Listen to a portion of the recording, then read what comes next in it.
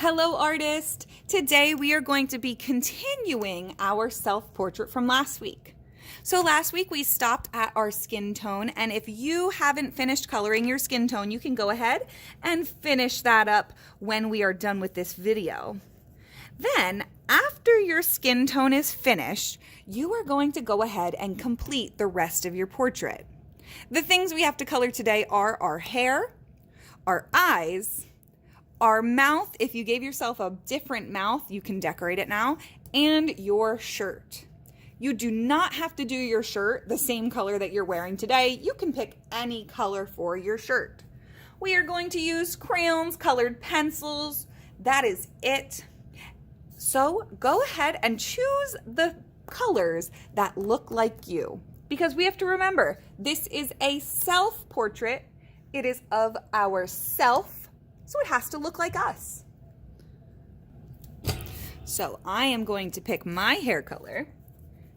And once I have found the correct color, I'm just going to color it in and keep coloring.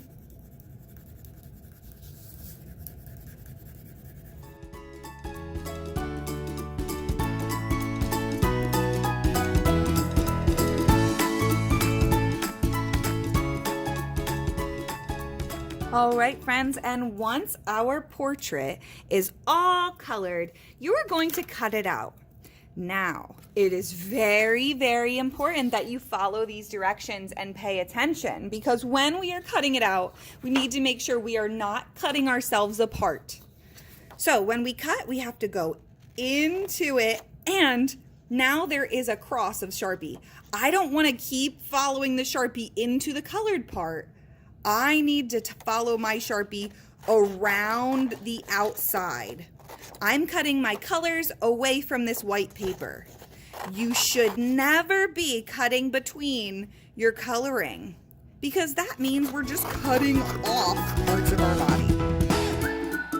All right, friends, and once we are done cutting it out, we're going to gluing it to a colored piece of paper, but we're making sure we're using our glue right. So to get our face to stick to the paper, we need to put the glue on the back of our face.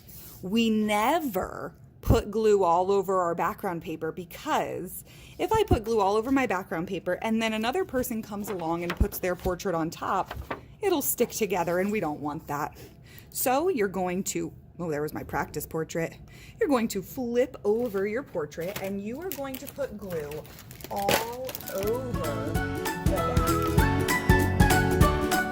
Now that I have glue all over the back of my portrait, I'm going to flip it over, and I'm going to put it down where I want it. I want it to be at the bottom of the paper so it doesn't look like I'm floating.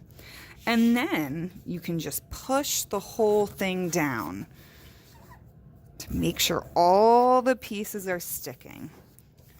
And last but not least, you're going to flip it over and put your name on it. All right, friends, what do you think?